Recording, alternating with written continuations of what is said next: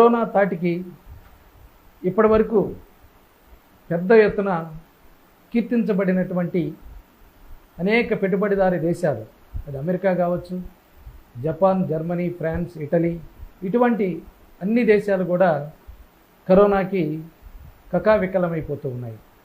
ఆర్థిక వ్యవస్థలు పూర్తిగా తిరోగమనంలోకి వెళ్ళాయి. లక్షల సంఖ్యలో ఈ వ్యాధికి బారిన పడి మరణించినటువంటిది కూడా మనందరికీ తెలుసు. ఇది ఇంకా ఆగలేదు. దీన్ని నిలువరించడం ఇంకా ఎన్ని రోజులు పడుతుందో కూడా మనం చెప్పలేనటువంటి పరిస్థితి. దీన్ని నిలువరించడం కోసం ప్రపంచవ్యాప్తంగా అన్ని దేశాలు తీసుకున్నటువంటి లాక్డౌన్ వల్ల ఈరోజు ప్రపంచ ఆర్థిక వ్యవస్థ మొత్తంగా కూడా కుదేలైపోయింది. గత 2 నెలల కాలంలో ప్రపంచ ఆర్థిక వ్యవస్థ సుమారుగా $9 లక్షల కోట్ల కోతకు గురైంది.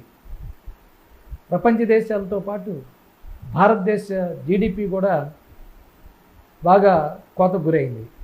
రోజుకి 35,000 కోట్ల రూపాయల చొప్పున భారత ఆర్థిక వ్యవస్థ నష్టం చవిచూస్తూ ఉన్నది. గడిచిన 25 రోజుల్లో సుమారుగా 8 లక్షల కోట్ల రూపాయలు జీడిపి నష్టపోయింది. జీడిపి నష్టపోవటమే కాదు, అన్ని రంగాలు పూర్తిగా స్తంభించిపోయినాయి. రవాణా రంగం పూర్తిగా ఆగిపోయింది. అలాగే భారతదేశంలో ఎక్కువ మందికి ఉపాధి కల్పిస్తున్నటువంటిది కన్స్ట్రక్షన్ రంగం. ఈరోజు ఆ కన్స్ట్రక్షన్ రంగం పూర్తిగా ఆగిపోవడంతో కోట్లాది మంది ఈ భవన నిర్మాణ కార్మికులు పని లేకుండా ఉపాధిని కోల్పోయారు. చిన్న పరిశ్రమలు, మధ్య తరహా పరిశ్రమలు పూర్తిగా మూసివేయబడ్డాయి. అందులో పనిచేసేటటువంటి కార్మికులందరూ కూడా ఇళ్ళకే పరిమైపోయారు. భారీ పరిశ్రమలు, ప్రభుత్వ రంగ సంస్థలు కూడా ఉత్పత్తిని 50 నుంచి 70% వరకు కోత విధించుకున్నాయి. కొద్దిమంది ఉద్యోగులతోటి మాత్రమే కార్యకలాపాలు సాగిస్తూ ఉన్నాయి. సర్వీస్ రంగం అత్యధిక భాగం ఆగిపోయింది. వ్యవసాయ రంగం పరిస్థితి చాలా ఆందోళనకరంగా ఈరోజు మారింది.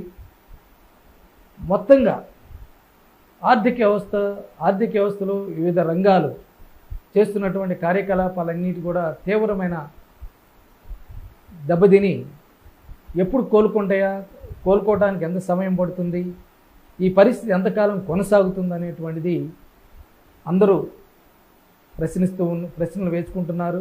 అందరికీ వేధిస్తున్నటువంటి సమస్య. ఇటువంటి పరిస్థితి నేడు భారతదేశంలో ఉన్నటువంటి విద్యార్థులు కానీ, యువకులు ఎప్పుడు చూడలేదు. యువకులే కాదు, 45 ఏళ్ళ లోపు వాళ్ళకి ఇటువంటి పరిస్థితి ఎప్పుడు కూడా చూడలేదు. ఇప్పటి వరకు ప్రపంచీకరణ నేపథ్యంలో ప్రైవేటీకరణ చాలా గొప్పది, పెట్టుబడిదారీ విధానమే చాలా గొప్పది అని పుంఖానాలుగా విద్యార్థులు, యువకుల్ని తమ మెదడులోకి ఎక్కించి దాని గొప్పతనాన్ని కీర్తించినటువంటి కాలం. ఇప్పుడు ఈ కరోనా నేపథ్యంలో ఆ యొక్క విధానాలు, పెట్టుబడిదారీ దేశాల యొక్క దొలతనం పూర్తిగా మనకు కనిపిస్తూ ఉన్నది. అవి అనుసరించినటువంటి విధానాలు ఎలా తప్పు అనేటువంటిది కూడా స్పష్టంగా మనకి కనిపిస్తూ ఉన్నది. ముఖ్యంగా భారతదేశంలో ఈరోజు మన యొక్క బాంబే స్టాక్ ఎక్స్చేంజ్ దాని యొక్క సూచీలు మొత్తం పడిపోతూ ఉన్నాయి. రోజుకి పడిపోతూ ఉన్నాయి. ప్రతిరోజు లక్షల కోట్ల రూపాయలు మదుపుదారులు నష్టపోతూ ఉన్నారు. గడిచిన 25 రోజుల్లో సుమారు 10,000 పాయింట్లు సూచీ దెబ్బతినిపోయింది. 41,000 నుంచి 30,000కి దిగజారిపోయింది. అలాగే నిఫ్టీ పడిపోయింది. అలాగే ప్రపంచంలో అనేక దేశాల్లో స్టాక్ ఎక్స్చేంజీలు పతనం అవుతూ ఉన్నాయి. అవి ఇప్పుడల్లా కోలుకోవడానికి అవకాశం లేదు. అలాగే భారతదేశంలో మన రూపాయి బలహీన పడిపోతుంది డాలర్తో పోల్చుకున్నప్పుడు. లాక్డౌన్ విధించక ముందు $1కి 70 రూపాయలు మనం చెల్లించే వాళ్ళమి. ఈ 25 రోజుల్లో ఈరోజు 77 రూపాయలు చెల్లించాల్సిన పరిస్థితి ఏర్పడింది.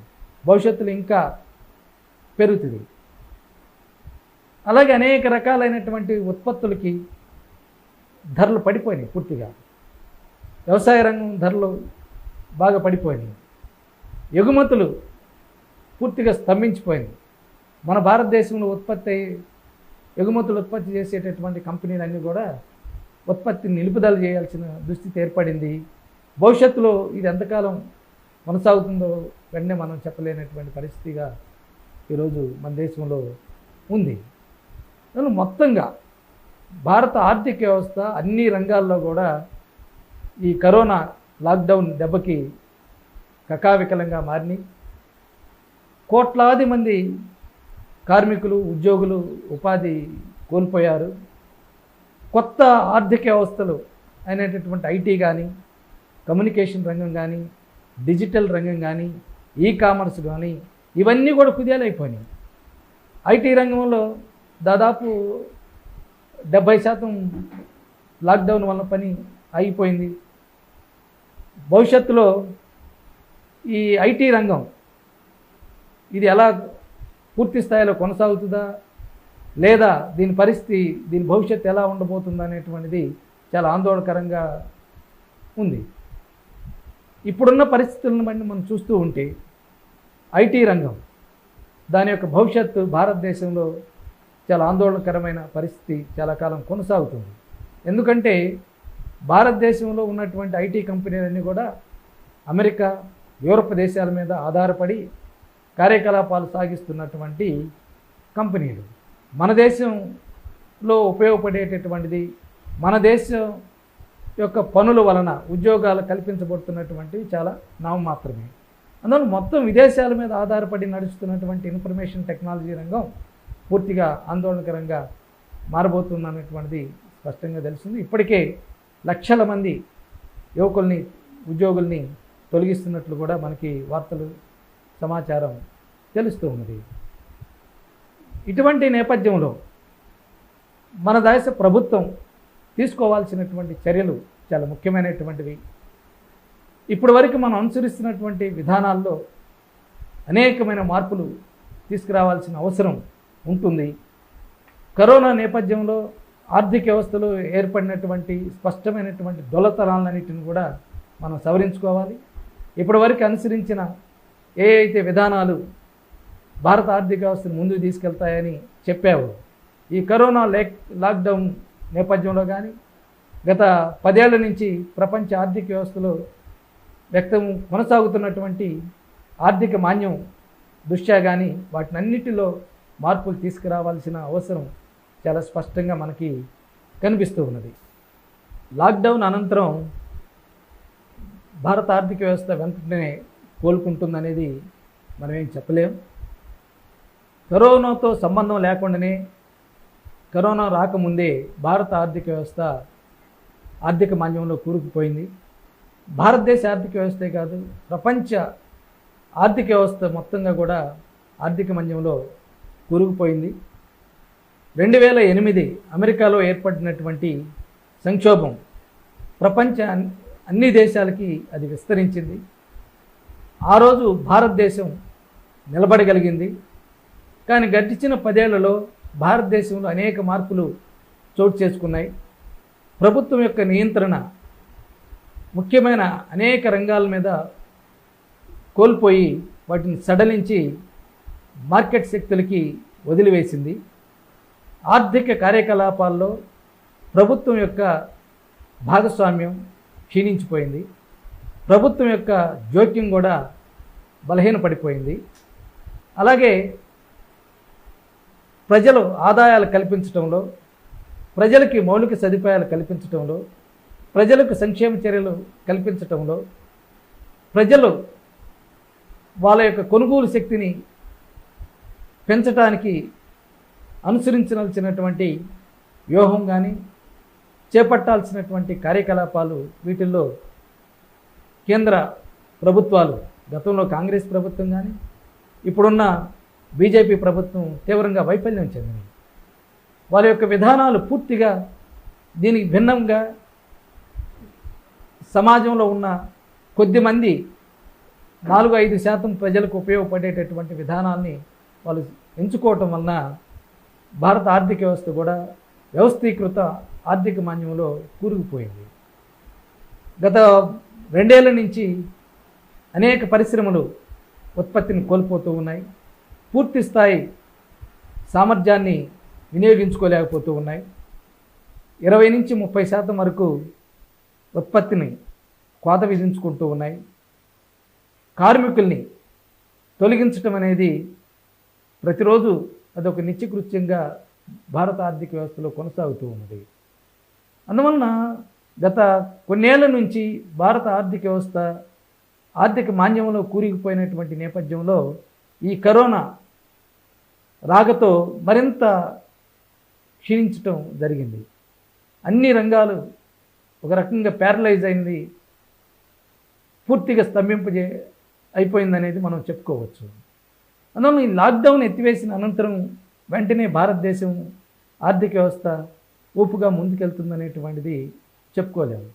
కనీసం ఈ కరోనా రాకముందు ఉన్నటువంటి భారత ఆర్థిక వ్యవస్థ పరిస్థితి ఏదైతే ఉందో, అది పరిశ్రమలు కానీ, అది వ్యవసాయం కానీ, లేదా సేవా రంగాలు కానీ, లేకపోతే సేవా రంగాల్లో కన్స్ట్రక్షన్ కానీ, లేదా ట్రాన్స్పోర్టు, లేదా రియల్ ఎస్టేటు, లేదా టూరిజం, లేదా హోటల్స్, విద్యుత్తు, టెలికమ్యూనికేషన్, ఇలాంటి అనేకమైన రంగాలు కరోనాకి ముందున్నటువంటి పూర్వస్థితికైనా చేరుకుంటాయా అనేటువంటిది స్పష్టంగా చెప్పలేం. కనీసం ఆ స్థితికైనా చేరుకోవాలంటే కనీసం 6-9 నెలలు వ్యవధి పడుతుంది.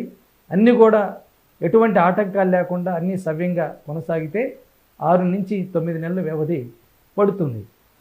అంటే కరోనా ముందు ఉన్నటువంటి పూర్వస్థితికి చేరుకోవటం అంటే ఆర్థిక వ్యవస్థ బ్రహ్మాండంగా ముందుకెళ్తున్నటువంటిది కాదు. వ్యవస్థీకృత సంక్షోభంలో కనీసం కొద్దిపాటి కార్యకలాపాలైన కొనసాగటానికి, ముందుకు వెళ్ళటానికి అవకాశం కలగటానికి వీలు పడుతుంది. అంతే తప్ప భారత ఆర్థిక వ్యవస్థ ఈ వ్యవస్థీకృత సంక్షోభం నుంచి ముందుకెళ్ళేటటువంటి పరిస్థితి, ఇదే విధానాలు కొనసాగితే అవి సాధ్యమయ్యేటటువంటిది కాదు. భారత ఆర్థిక వ్యవస్థ నేడు ఎదుర్కొంటున్నటువంటి ప్రధానమైనటువంటి సమస్య ప్రజలకి కొనుగోలు శక్తి లేకపోవటం. యువకులకి, చదువుకున్నటువంటి వారికి ఉద్యోగ అవకాశాలు లేకపోవటం, పనిచేస్తున్నటువంటి ప్రజానీకానికి, లేకపోతే పనిచేస్తున్నటువంటి వివిధ రంగాల్లో యువకులకి గౌరవప్రదమైనటువంటి, తన కుటుంబానికి అవసరమైనటువంటి, తన కుటుంబాన్ని పోషించుకోవటానికి, కనీసమైనటువంటి అవసరాలు తీర్చుకోవటానికి అవసరమైన నెలసరి వేతనాలు అది చాలా దిగువ స్థాయిలో ఉండటం జరుగుతూ ఉన్నది. కనీస అవసరాలు తీర్చుకోవాలంటే కనీసంగానైనా నెలకి 30,000 రూపాయలు వేతనాలు అవసరం ఉంది. లేదా 7వ 6వ వేతనం కమిషన్ చెప్పిన ప్రకారం, లేదా సుప్రీంకోర్టు చెప్పిన ప్రకారం కనీసం 23,000 రూపాయలు తక్కువ కాకుండా వేతనాలు ఉండాలి. దిగువ స్థాయిలో పనిచేసేటటువంటి వాళ్ళకి కనీసంగానైనా 23,000 రూపాయలు ఉండాలనేటువంటి చెప్పారు. కానీ అటువంటి పరిస్థితి 23,000 రూపాయల నెలవారీ ఆదాయాలు పొందేటటువంటి వాళ్ళు భారతదేశంలో అత్యధిక మంది శ్రామికులు లేరు. చాలా తక్కువ వేతనాలతోటి జీవితం గడపాల్సి వస్తున్నది. ముఖ్యంగా యువకులు చదువుకున్నటువంటి యువశక్తిని కారు చౌకగా భారతదేశంలో కొల్లగొడుతూ ఉన్నారు. ఈ స్థితి మారాలి. దీనివలన ప్రజల కొనుగోలు శక్తి దారుణంగా పడిపోతూ ఉన్నది. దీన్ని ఆర్థిక పరిభాషలో డిమాండ్ కన్స్ట్రైంట్ ఎకానమీ అంటాం. డిమాండ్ కొరత కలిగినటువంటి ఆర్థిక వ్యవస్థని మనం చెప్తూ ఉన్నాం. డిమాండ్ ప్రతిబంధకం తీవ్ర స్థాయిలో భారతదేశంలో ఉంది. మార్కెట్లో వస్తువులు ఉన్నాయి, మనకు కావాల్సినటువంటి కొనుక్కోవడానికి అవకాశం ఉంది. కానీ కొనుక్కోవడానికి కావాల్సినటువంటి సొమ్ము శ్రామికుల దగ్గర ఉండటం లేదు.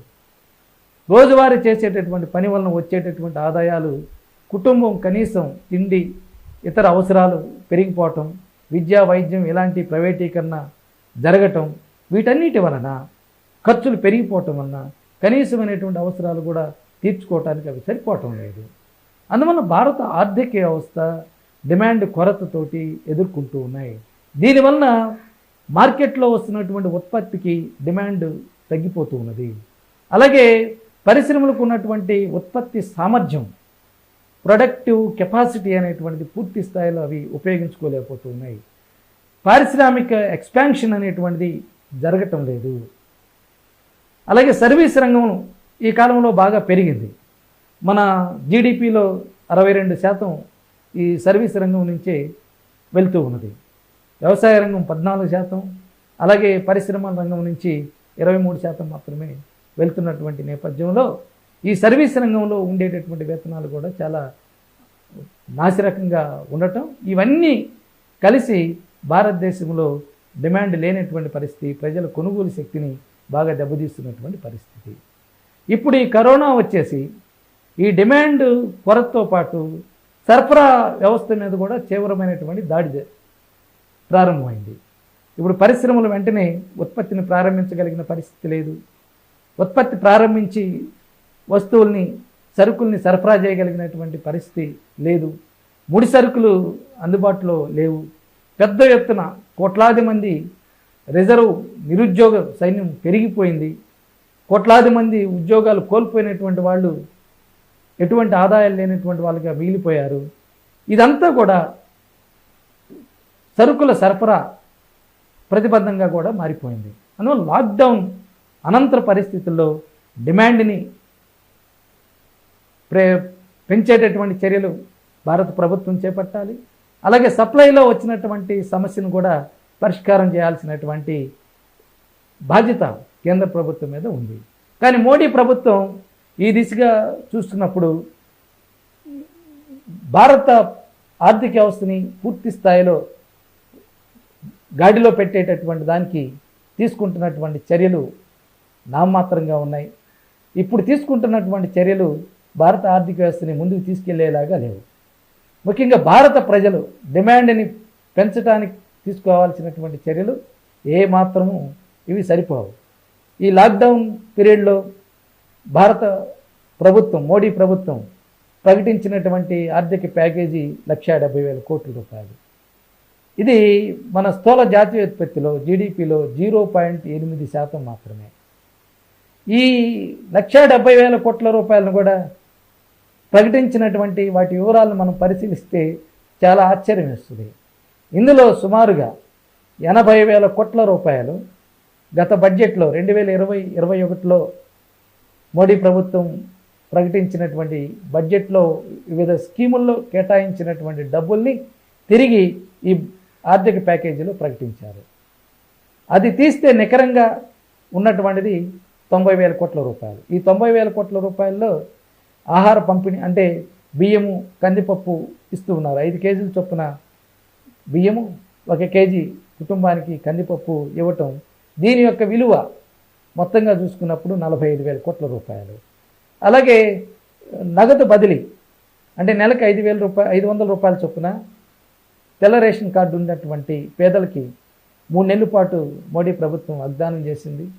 ఆ నగదు బదిలీ దాని యొక్క విలువ మొత్తంగా చూస్తే 35,000 కోట్ల రూపాయలు. దాంతోపాటు మరొకటి పేదవాళ్ళకి ప్రధానమంత్రి పథకం కింద ఇచ్చినటువంటి గ్యాస్ సిలిండర్లు పథకం కింద ఎవరైతే గ్యాస్ సిలిండర్లు కనెక్షన్లు పొందారో వాళ్ళకి రాబోయే 3 నెలల్లో గ్యాస్ సిలిండర్లు ఉచితంగా ఇస్తూ ఉన్నారు. వాటి విలువ 15,000 కోట్ల రూపాయలు. ఇవి తప్ప ఆ బడ్జెట్, ఆ ఆర్థిక ప్యాకేజీలో ఇతరితర అంశాలు అనేటువంటి ఏమి లేవు. ఇది 0.8% మొత్తంగా చూస్తే ఈ 80,000 కోట్ల రూపాయలను కూడా తీసేస్తే బడ్జెట్లో పెట్టినటువంటివి కేవలం 0.5% మాత్రమే జీడిపిలో మోడీ ప్రభుత్వం కేటాయించింది. ఇతర దేశాల్లో అమెరికా చూద్దాం. అమెరికా వాళ్ళ జీడిపిలో 12% కేటాయించింది. బ్రిటన్ 11% కేటాయించింది.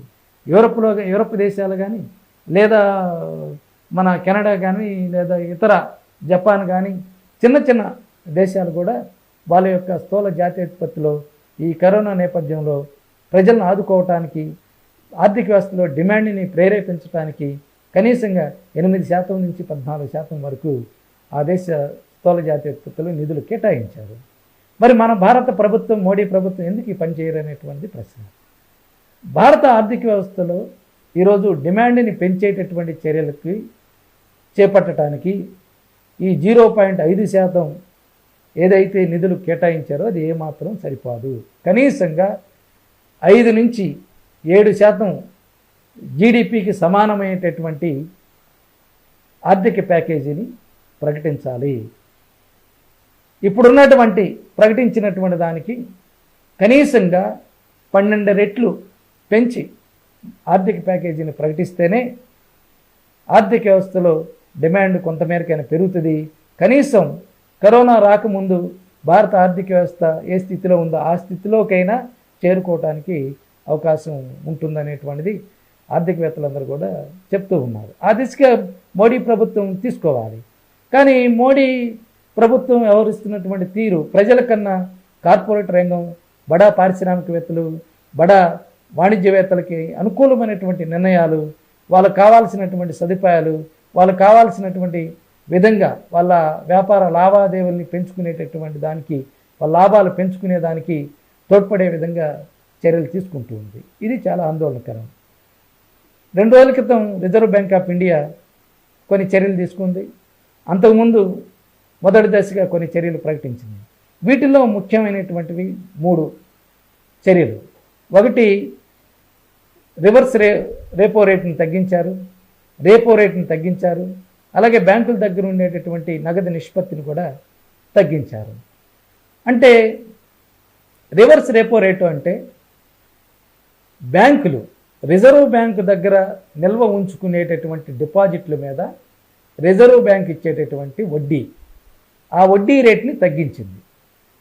దీనివలన ప్రభుత్వం చెప్తుంది ఏంటంటే, లేదా ఆర్బీఐ చెప్తున్నటువంటిది ఏంటి, రిజర్వ్ బ్యాంకు దగ్గర బ్యాంకులు నిల్వ ఉంచుకున్నటువంటి డిపాజిట్ చేసుకున్నటువంటి డబ్బుకి వడ్డీ రేటు తగ్గించడం వలన బ్యాంకులు ఆర్బీఐ దగ్గర ఉన్నటువంటి నిల్వల్ని బ్యాంకులకి తీసుకువెళ్ళి అవి మార్కెట్లోకి విడుదల చేస్తాయి, ఎక్కువ వడ్డీ రేటు రప్పించుకోవటం కోసం. రెండవది, రేపో రేటు, బ్యాంకులు ప్రజలకు ఇచ్చే అప్పుల మీద వడ్డీ రేటు తగ్గించడం. మూడవది, బ్యాంకుల దగ్గర కనీసంగా ఉండాల్సినటువంటి నగదు నిష్పత్తి, దాన్ని కూడా తగ్గించి దాన్ని కూడా మార్కెట్లోకి అప్పుల రూపంలో పంపిణీ చేయాలండి.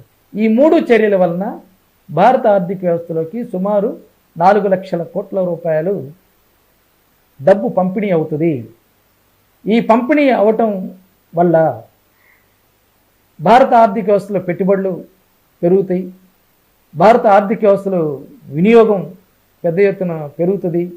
పెట్టుబడులు వినియోగం పెరగటం వలన భారత ఆర్థిక వ్యవస్థలో డిమాండ్ పెరుగుతుంది, ఆర్థిక కార్యకలాపాలు పుంజుకుంటాయి, తద్వారా ఉద్యోగ అవకాశాలు పెరుగుతాయి అనేటువంటిది ప్రభుత్వం చెప్తున్నటువంటి వాదన. ఈ వాదన సరైనటువంటిది కాదు. దీనివలన పెద్ద ప్రయోజనాలు వస్తాయనేటువంటిది కూడా మనం చెప్పగలిగినటువంటి పరిస్థితి లేదు. ప్రభుత్వం చెప్పేటటువంటి వాదన ఆర్థిక వ్యవస్థ సవ్యంగా ఉన్నప్పుడు, ఆర్థిక వ్యవస్థ ఊపుగా ఉన్నప్పుడు ఆ వాదన ఆచరణలో కొంత ప్రయోజనం చేకూర్చడానికి అవకాశం ఉంటుంది. ఇప్పుడు అటువంటి పరిస్థితి కాదు. భారత ఆర్థిక వ్యవస్థ మొత్తం వ్యవస్థీకృత ఆర్థిక మాంద్యంలో కూరుకుపోయింది. ఇటువంటి నేపథ్యంలో ఆర్బీఐ ప్రకటించినటువంటి రివర్స్ రేపో లేదా రేపో రేట్లు తగ్గింపు కానీ, లేకపోతే నగదు నిల్వ నిష్పత్తులు తగ్గించడం కానీ వీటి వలన పెద్దగా ప్రయోజనం అనకూడదు. మరొకటి ఏమిటంటే, ఈ సంక్షోభ కాలంలో పెట్టుబడిదారులు కానీ, లేదా పారిశ్రామికవేత్తలు కానీ, లేదా వ్యాపార వాణిజ్య వర్గాలు కానీ కొత్తగా పెట్టుబడులు ప్రభుత్వం బ్యాంకుల దగ్గర నుంచి అప్పులు తీసుకొని పెట్టుబడులు పెట్టి లేకపోతే వ్యాపార కార్యకలాపాలు సాగించడానికి ఇష్టపడదు. నష్టాలు వస్తాయని భయంతో అప్పులు కూడా తీసుకోవడానికి ముందుకొచ్చే పరిస్థితి ఉండదు.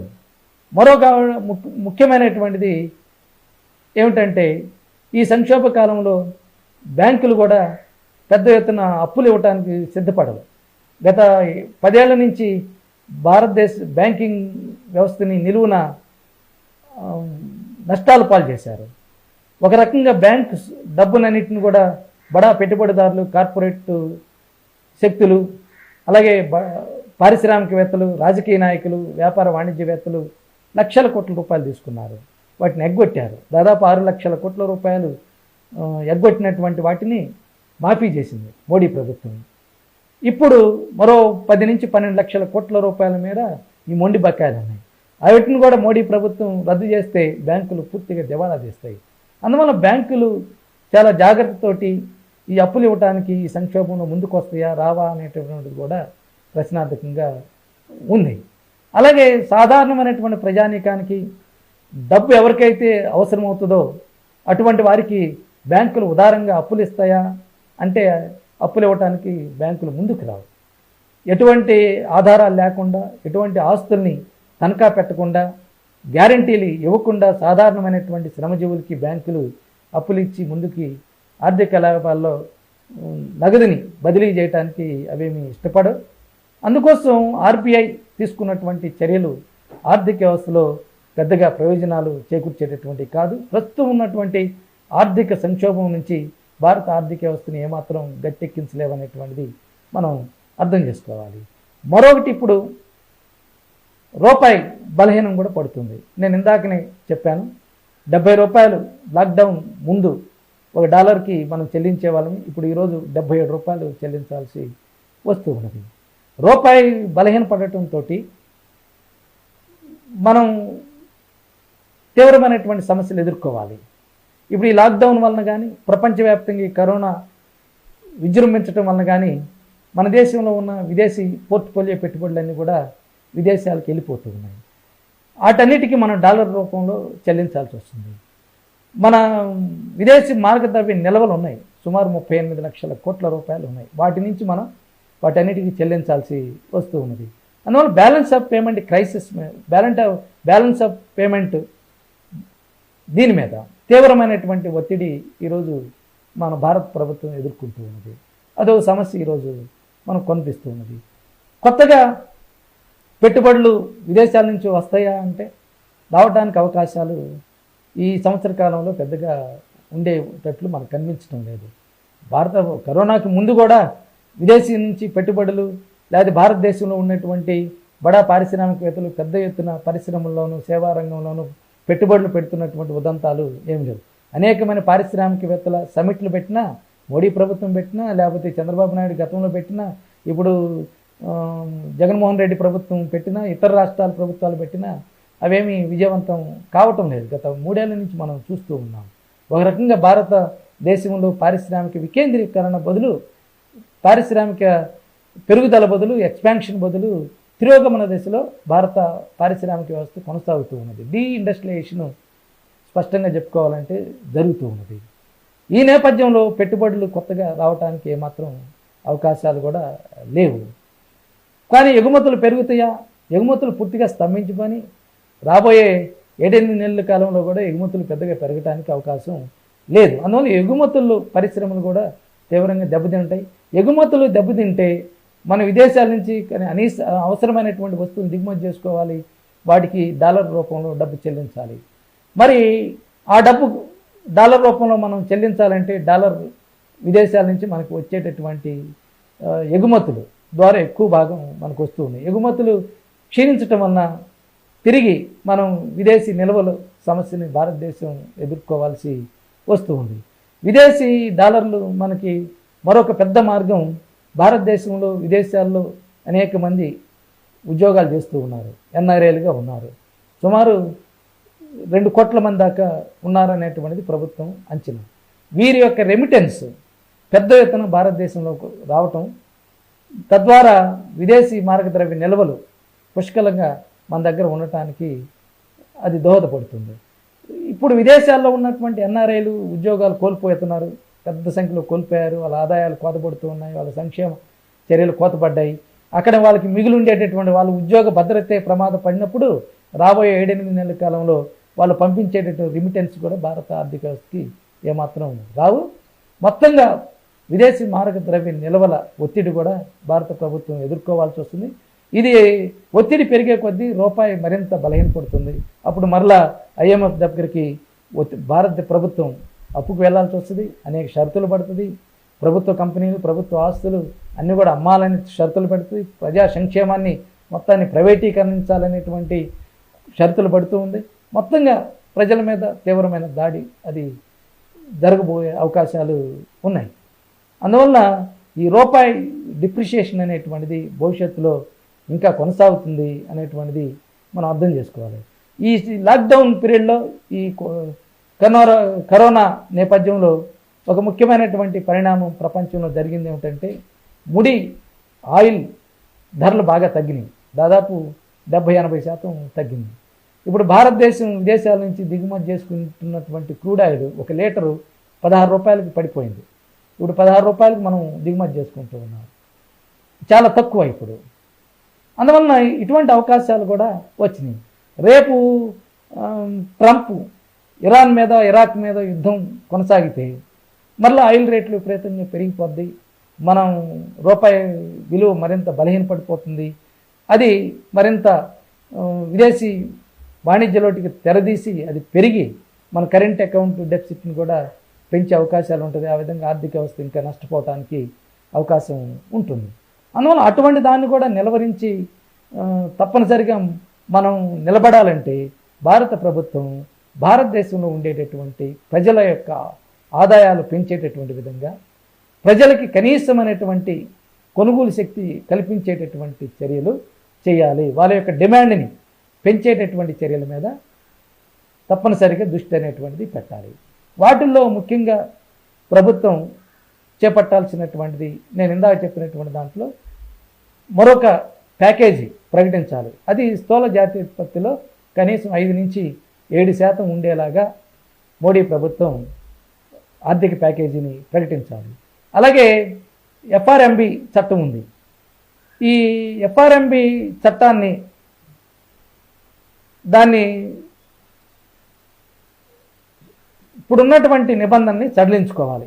ఇప్పుడు కేంద్ర ప్రభుత్వం 3% మాత్రమే ఈ చట్టానికి అనుగుణంగా ఫిస్కల్ డెఫిసిట్ కలిగి ఉండాలి, అంతకు మించి కలిగి ఉండకూడదు అనేటువంటి నిబంధన. దీనివలన కేంద్ర ప్రభుత్వం ఇతర అప్పుల ద్వారా ఆదాయాన్ని పెంచుకునేటటువంటి అవకాశాలు లేవు. అలాగే రాష్ట్రాలకు కూడా అటువంటి అవకాశాలు లేకుండా కేంద్ర ప్రభుత్వం చేసింది. ఎందుకు చేసింది? ఇది అంతర్జాతీయ ద్రవ్య పెట్టుబడి ఎదిరించలేనటువంటి శక్తి మన ప్రభుత్వాలకి ఉండటం వలన ఈ దుస్థితిలో భారతదేశం ఉంది. ఎఫ్ఆర్ఎంబి చట్టంలో ఉండేటటువంటి నిబంధన ఏదైతే ద్రవ్య లోటు 3% అని చెప్తూ ఉన్నారో అంతకు మించి ఉండకూడదు అనుకుంటున్నారు. కనీసం దాన్ని 5%కి ఈ ఆర్థిక సంక్షోభం నేపథ్యంలో కేంద్ర ప్రభుత్వం పెంచుకోవాలి. అలా పెంచుకోవటం ద్వారా దాదాపు అప్పుల్ని వివిధ రూపాల్లో భారత ప్రభుత్వం సేకరించడానికి అవకాశం ఉంటుంది. ఆ విధంగా అప్పులు అదనంగా పెంచుకోగలిగి రాష్ట్రాలకు సహాయం చేయగలిగితే ఆ మేరకు ప్రజలకి ప్రత్యక్షమైనటువంటి సహకారము అలాగే ఆర్థిక శక్తి పెంపొందటానికి అది దోహదం చేస్తుంది. మోడీ ప్రభుత్వం దానికి సిద్ధంగా లేదు. అంతర్జాతీయ ద్రవ్య పెట్టుబడిని ఎదిరించి ఈ కనీసం ద్రవ్యలోటును 3-5% పెంచగలిగినటువంటి శక్తి బీజేపీ ప్రభుత్వానికి కేంద్రంలో లేదు. ఆల్రెడీ అమెరికాకి సరెండర్ అయిపోయారు, ద్రవ్య పెట్టుబడికి దాని విధానాలకి సరెండర్ అయిపోయారు. దాన్ని ఎదుర్కోగలిగినటువంటి శక్తి కూడా లేకపోవడంతో ఆర్థిక వనరులు చాలా పరిమిత స్థాయిలో ఉన్నాయి. అయితే కేంద్ర ప్రభుత్వానికి చాలా అవకాశాలు ఉన్నాయి, ఇతర కూడా ఉన్నాయి. ఇప్పుడు కంపెనీలను అమ్మేస్తున్నారు, ప్రభుత్వ కంపెనీని కారు చౌకగా, తద్వారా లక్షల కోట్ల రూపాయలు బడ్జెట్కి జమ వేసుకుంటున్నారు. ఈ బడ్జెట్లో 1,05,000 కోట్ల రూపాయలు 2,05,000 కోట్ల రూపాయలు ప్రభుత్వ బ్యాంకులు అమ్మాలని నిర్ణయం చేశారు. అలాగే కేంద్ర ప్రభుత్వ బ్యాంకుల నుంచి కేంద్ర ప్రభుత్వ సంస్థల యొక్క లాభాల నుంచి ప్రతి ఏడాది 1,50,000 కోట్ల రూపాయలు డివిడెండ్స్ రూపంలో బడ్జెట్కి ఉపయోగించుకుంటుంది. ఆర్బీఐని ఒత్తిడి తీసుకొచ్చి దాని మీద పెత్తనాన్ని పెంచేసుకొని రిజర్వ్ నిధుల్ని గత ఏడాది 1,70,000 కోట్ల రూపాయలు బడ్జెట్ తీసుకున్నారు. ఈ బడ్జెట్లో 90,000 కోట్ల రూపాయలు ఆ రిజర్వ్ నిధుల నుంచి రాబట్టాలనేటువంటి చేస్తూ ఉన్నారు. ఇలాంటివన్నీ కూడా కేంద్రం బలవంతంగా ఈ అమ్మకాల ద్వారా బలవంతంగా బెదిరించి ఇవన్నీ బడ్జెట్కి సమకూర్చుకుంటుంది. కానీ ఈ సమకూర్చుకున్నటువంటి బడ్జెట్ నిధుల్ని ప్రజలకి పంపిణీ చేయట్లేదు.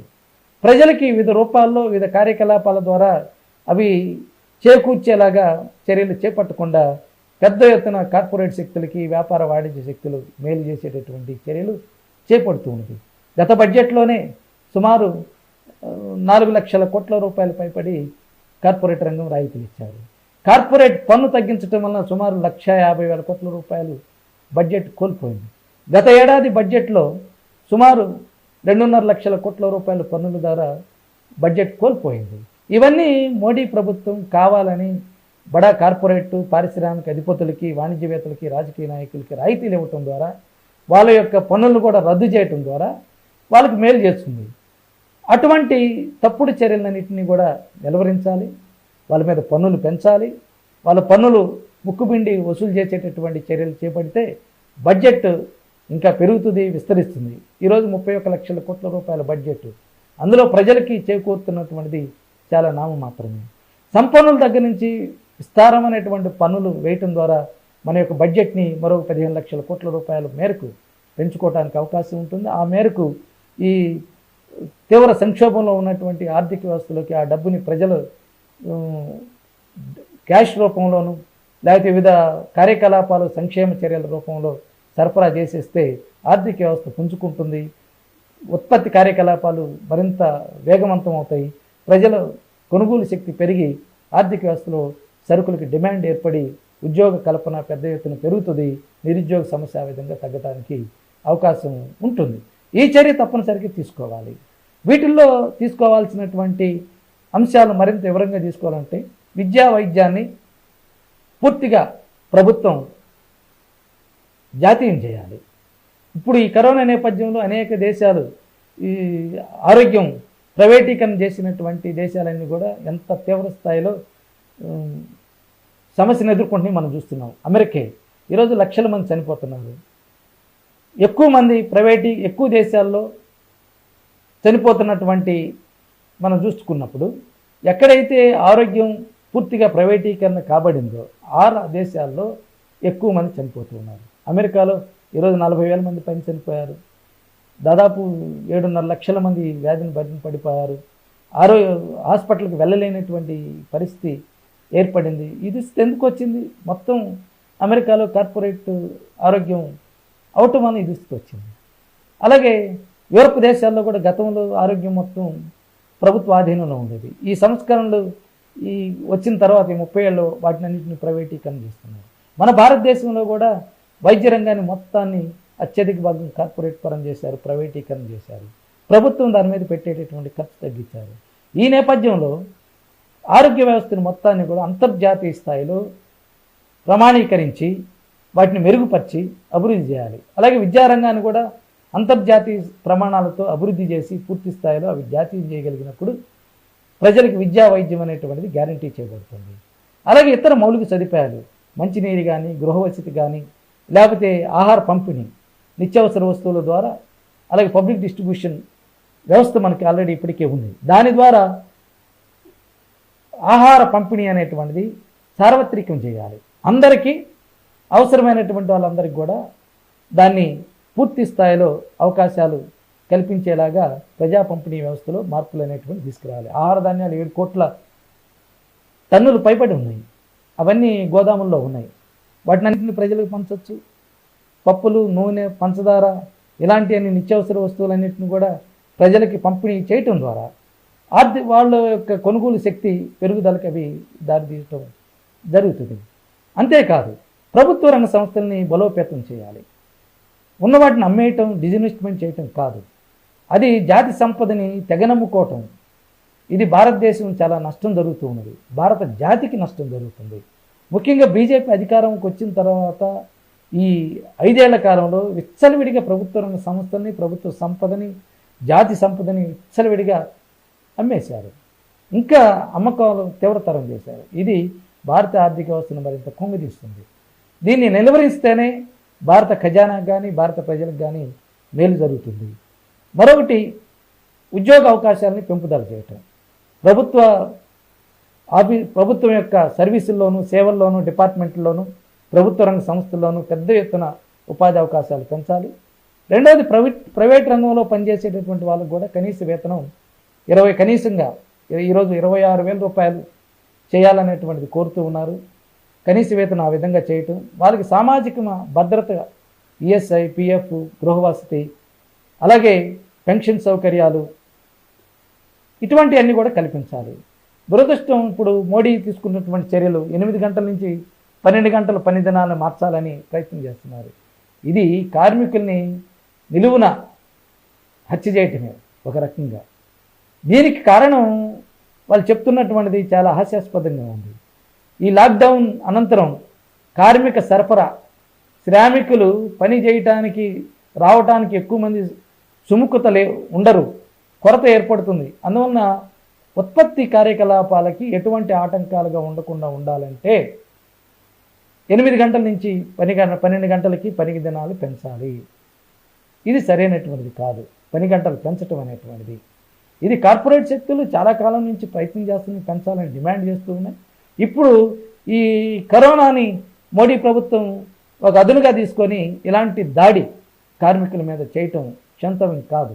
అసలు శ్రామికులు అంటే మోడీ ప్రభుత్వానికి అసలు గౌరవం లేదు. మనం చూసాం, వలస కూలీలు, మైగ్రెంట్ వర్కర్స్ వివిధ రాష్ట్రాల్లో వెళ్ళి లాక్డౌన్ అర్ధంతరంగా విధించడం వలన ఎంత తీవ్రంగా మనోవేదనకు గురవుతున్నారు. 100 కిలోమీటర్లు కాలినడకన వచ్చేటటువంటి వాళ్ళని కూడా గౌరవించకుండా, వాళ్ళకి సరైనటువంటి షెల్టర్లు, సరైన భోజనాలు, సరైన ఇతర వసతులు కల్పించకుండా ఎంత తీవ్రంగా నిర్లక్ష్యం వహించారో మనం చూస్తూ ఉన్నాం. ఇప్పుడు కూడా వాళ్ళు కోరుకుంటున్నారు మా గ్రామాలకి మమ్మల్ని చేర్చమని. కానీ మోడీ ప్రభుత్వం అంగీకరించడం లేదు. మోడీ అర్ధంతరంగా చేసినటువంటి లాక్డౌన్, ఎటువంటి ప్రిపరేషన్స్ లేకుండా విధించినటువంటి లాక్డౌన్ వల్ల కోట్లాది మంది అసంఘటిత రంగ మైగ్రెంట్ వర్కర్స్ తీవ్రంగా నష్టపోయారు. ఇప్పటికీ వాళ్ళు గ్రామాలకు చేరుకోలేనటువంటి పరిస్థితి, క్యాంపుల్లో ఉండాల్సినటువంటి పరిస్థితి, ఇంకా రోడ్ల మీదే వాళ్ళ నడక కొనసాగుతూ ఉన్నటువంటి పరిస్థితి చాలా ఆందోళనకరంగా ఉంది. వీళ్ళ ఎట్లా ఒక రకంగా వివక్షత. నేను వివక్షత ఎందుకు అంటున్నానంటే, ఈరోజు సంపన్నుల పిల్లలు విదేశాల్లో ఉద్యోగాలు చేస్తున్నా, విదేశాల్లో చిక్కుబడి ఉన్నా, విదేశాల్లో చదువుకున్న వాళ్ళకి మాత్రం ఆగమేఘాల మీద స్పెషల్ విమానాలు పంపించేసి వాళ్ళని భారతదేశంలో తీసుకొస్తున్నారు. మన గుజరాత్లో ఒక పెద్ద వేల కోట్ల రూపాయలు అధిపతి అయినటువంటి ఒక పారిశ్రామికవేత్తకి వాళ్ళ భార్య ప్రసవిస్తే పుట్టినటువంటి బిడ్డకి హార్ట్లో ఏదో ప్రాబ్లం ఉందని ఆగమేఘాల మీద మోడీ గారు కల్పించుకొని స్పెషల్ ఫ్లైట్లో అక్కడి నుంచి ముంబైకి తరలించారు. మరి ఆ మాత్రం శ్రామికులకి విలువ లేదా? అసంఘటిత రంగానికి, కార్మికులకి ఎందుకు మోడీ ప్రభుత్వం విలువ ఇవ్వట్లేదనేటువంటిది ప్రశ్న. ఈ లాక్డౌన్ మొదటి దశ 21 రోజులైన తర్వాతైనా స్పెషల్ ట్రైన్లు ఇచ్చి వాళ్ళందరినీ కూడా ప్రత్యేకంగా వాళ్ళ యొక్క ప్రాంతాలకు తరలించేటటువంటి చర్య కూడా చేపట్టలేదు. ఇంత అన్యాయంగా వాళ్ళు వ్యవహరించడం సరైనటువంటిది కాదు. ఇటువంటి అసంఘటిత రంగ కార్మికులందరికీ కూడా ఈ కరోనా అనంతరం లేదా లాక్డౌన్ అనంతరం వాళ్ళకి పనులు కల్పించేటటువంటి చట్టం చేయాలి. కేవలం ఉపన్యాసాల్లో మోడీ గారు అందరినీ పనిలో తీసేయొద్దు, అందరినీ పనిలో కొనసాగించాలంటే కుదరదు. దానికో జీవో ఇవ్వాలి, దానికో చట్టం విడుదల చేయాలి. ఈ లాక్డౌన్ నేపథ్యంలో పనులకు ఎవరిని తీసేయకూడదు, కొనసాగించాలి, జీతాలు గ్యారంటీ ఇవ్వాలి. ఒకవేళ చిన్న సూక్ష్మ పరిశ్రమలు యజమానులు ఇవ్వలేకపోతే ప్రభుత్వమే 80% జీతాలు ఇవ్వాలి. అమెరికాలో ఇస్తున్నారు, కెనడాలో ఇస్తున్నాడు, యూరప్లో అనేక దేశాలు ఇప్పటికే ప్రకటన చేసినాయి, బ్రిటన్ ప్రకటన చేసినాయి. ఎందుకు మోడీ ప్రభుత్వం ప్రకటించరు? భారత ప్రభుత్వ ఖజానా నుంచే కదా ఇచ్చేది, అదే కార్పొరేట్ దగ్గర నుంచేం కాదు కదా. పన్నుల రూపంలో మనం ప్రభుత్వానికి ఇచ్చినటువంటి సొమ్ము నుంచి ఎందుకు కార్మికులకి ఎందుకు ఇవ్వరని నేను అడుగుతూ ఉన్నాను. అందువల్ల ఈ అసంఘటిత రంగ కార్మికులందరికీ కూడా కనీస వేతనాల్ని 26,000 రూపాయలు చేయాలి, వాళ్ళకు ఉద్యోగ భద్రత కల్పించాలి, ఇతర స్టాట్యుటరీ బెనిఫిట్స్ అనేటువంటివి కల్పించగలిగితే మరలా వాళ్ళకి ఉపాధి అవకాశాలు రావటం వల్ల వాళ్ళకి ఆదాయాలు వస్తాయి. అది ఆర్థిక వ్యవస్థలో డిమాండ్ని ప్రేరేపించడానికి దోహదం జరుగుతుంది. అలాగే రాష్ట్ర ప్రభుత్వాలకి కేంద్ర ప్రభుత్వం నిధులు ఇవ్వాలి. ఈరోజు రాష్ట్ర ప్రభుత్వాల చేతులు కట్టేసింది బీజేపీ అధికారంలోకి వచ్చిన తర్వాత. ఈ 5 ఏళ్ల కాలంలో వనరుల కేంద్రీకరణ బాగా పెంచేసుకుంది. మొత్తం కేంద్ర ప్రభుత్వం ఆ జమాయిషీలో పెట్టేసుకుంది. జిఎస్టీ తీసుకొచ్చి ఇంతకుముందు రాష్ట్రాలకు పన్నులు వసూలు చేసుకునే అధికారం లేకుండా చేసుకొని ఈరోజు తమ చెప్పు చేతుల్లో పెట్టేసుకొని రాష్ట్రాలకి ఇవ్వాల్సినటువంటి చట్ట ప్రకారం ఆ జిఎస్టీ పరిహారాన్ని కూడా ఇవ్వటం లేదు. అలాగే లాక్డౌన్ పీరియడ్లో లేదా కరోనా నేపథ్యంలో ప్రత్యక్షమైనటువంటి ప్రభావం కలిగించేటటువంటి రాష్ట్ర ప్రభుత్వాలు వాళ్ళ ఖర్చులే. వాళ్ళు పెట్టేటటువంటి ఖర్చులు ప్రజల మీద ప్రత్యక్ష ప్రభావం కల్పిస్తుంది. కానీ వాళ్ళకి ఎటువంటి గ్రాంట్ల రూపంలో సహాయం చేయట్లేదు, లేకపోతే కిట్ల రూపంలో, ఆరోగ్య పరికరాల రూపంలో కూడా సహాయం చేయటం లేదు. మరి ఆఖరికి వాళ్ళు ముఖ్యమంత్రి రిలీఫ్ ఫండ్కి ఇచ్చేటటువంటి నిధులకి ఇన్కమ్ ట్యాక్స్ పరిమితి, ఇన్కమ్ ట్యాక్స్ ఎగ్జంప్షన్ ఇవ్వమని కోరుతున్నారు. ప్రధానమంత్రి కేర్ ఫండ్కి ఎలా అయితే ఈ ఎగ్జంప్షన్ ఉన్నాయో దానికి కూడా ఇవ్వడానికి మోడీ ప్రభుత్వం అంగీకరించడం లేదు. అంటే జిఎస్టీ పరిహారం లేదు, స్పెషల్ గ్రాంట్స్ లేవు. ఇప్పుడు ఏకంగా కొత్తగా రాబోయేటటువంటి ఏదైతే ఆర్థిక సంఘం ఉందో దానివల్ల కూడా అనేక రాష్ట్రాలు తీవ్రంగా నష్టపోగొడుతూ ఉన్నాయి. ఒక రకంగా రాష్ట్రాలకి బీజేపీ అధికారంలోకి వచ్చిన తర్వాత చాలా అన్యాయం, దోహం జరుగుతున్నది. రాష్ట్ర ప్రభుత్వాలకి కేంద్రం నుంచి నిధులు తగ్గిపోతున్నాయంటే ప్రజల మీద పెట్టేటటువంటి ఖర్చు రాష్ట్ర ప్రభుత్వాలు తగ్గిపోతూ ఉన్నాయి. ఇది సరైనటువంటిది కాదు. కేంద్ర ప్రభుత్వం తప్పనిసరిగా రాష్ట్రాలకి విస్తారంగా నిధులు ఇవ్వాలి. అలాగే ఆ రాష్ట్ర ప్రభుత్వాలు అప్పు తెచ్చుకోవడానికి అవకాశాలు ఇవ్వాలి. వాళ్ళకి కూడా వారి యొక్క ఫిజికల్ డెఫిసిట్లో కనీసం 5% అప్పులు తెచ్చుకోవడానికి పరిమితి ఇవ్వాలి. ఇప్పటికీ అన్ని రాష్ట్ర ప్రభుత్వాలు దరఖాస్తు చేసుకున్నాయి కేంద్ర ప్రభుత్వానికి. కానీ మోడీ నోరు వెత్తటం లేదు దాని గురించి. ఇప్పుడైనా చర్యలు తీసుకుంటే ఆ విధంగా రాష్ట్ర ప్రభుత్వాలు కొంత వెసులుబాటు వస్తుంది. అది ప్రజలకి ఈ కోవిడ్ బారి నుంచి రక్షించడానికి ఆ ఖర్చులు దోహదపడతాయి అనేటువంటిది కూడా అర్థం చేసుకోవాలి. ఇక ప్రభుత్వం చేపట్టాల్సినటువంటి చర్యలు ముఖ్యంగా ఇతర వాటికి సంబంధించినటువంటివి ఉద్యోగ కల్పన. ఇది చాలా ముఖ్యమైనటువంటిది.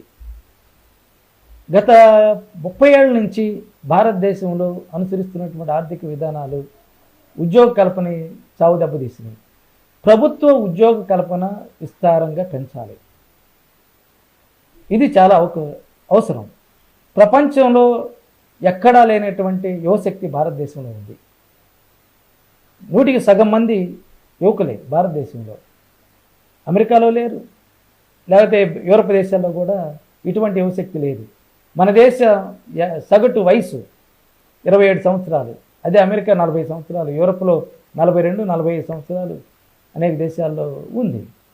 ఇటువంటి యువశక్తిని ఉపయోగించుకోవాలి తప్ప పరిశ్రమ అధిపతులకి కార్పొరేట్ శక్తులకి ఓడిగం చేసేలాగా 10,000-12,000 రూపాయలకి ఎట్టి చాకిరి చేయించుకునేటటువంటి విధంగా చర్యలు చేపట్టకూడదు. అందువల్ల దాంట్లో ఉద్యోగ కల్పనలో భారీ మార్పులు తీసుకురావాలి. అనేక కొత్త చట్టాలు తీసుకురావాలి. ఎంప్లాయ్మెంట్ క్రియేట్ చేయడానికి వేతనాలు, కనీసమైనటువంటి వేతనాలు గ్యారంటీ చేసేలాగా ఆ చట్టాలు అనేటువంటివి ఉండాలి తప్ప ఉన్న వాటిని కూడా బలహీనం చేసే విధంగా ఉండకూడదు. ఈ చర్యలన్నీ కూడా చేపట్టగలిగినప్పుడు తప్పనిసరిగా భారత ఆర్థిక వ్యవస్థ కొంత పుంజుకోవడానికి, ముందుకు వెళ్ళడానికి అవకాశం ఉంటుంది. మోడీ అధికారంలోకి వచ్చిన తర్వాత డిమానిటైజేషన్, పెద్ద నోట్లు రద్దు చేశారు. రద్దు చేసిన తర్వాత భారత ఆర్థిక వ్యవస్థ సర్వనాశనం అయిపోయింది. చిన్న పరిశ్రమలు, లక్షల పరిశ్రమలు మూతపడిపోయినాయి. కోట్ల మంది నిరుద్యోగులు, సెల్ఫ్ ఎంప్లాయిడ్ మొత్తం డిస్ట్రాయ్ అయిపోయింది. ఆ సంక్షోభం ఇంకా కొనసాగుతూ ఉన్నది. మళ్ళీ ఇప్పుడు కరోనా ఎఫెక్ట్, లాక్డౌన్ ఎఫెక్ట్ వచ్చి మొత్తం ఆర్థిక వ్యవస్థని అస్తవ్యస్తం చేసేసింది. మరి ఇంత తీవ్ర పరిస్థితిలో భారత ఆర్థిక వ్యవస్థ ఉన్నప్పుడు బీజేపీ ప్రభుత్వం తను అనుసరించేటటువంటి ఆర్థిక విధానాన్ని పూర్తిగా వెనక్కి తీసుకోవాలి. గత 30 ఏళ్ల నుంచి అనుసరిస్తున్నటువంటి విధానాలు ఇప్పుడున్న ఆర్థిక స్థితిని మెరుగుదలకు తీసుకెళ్లేవు.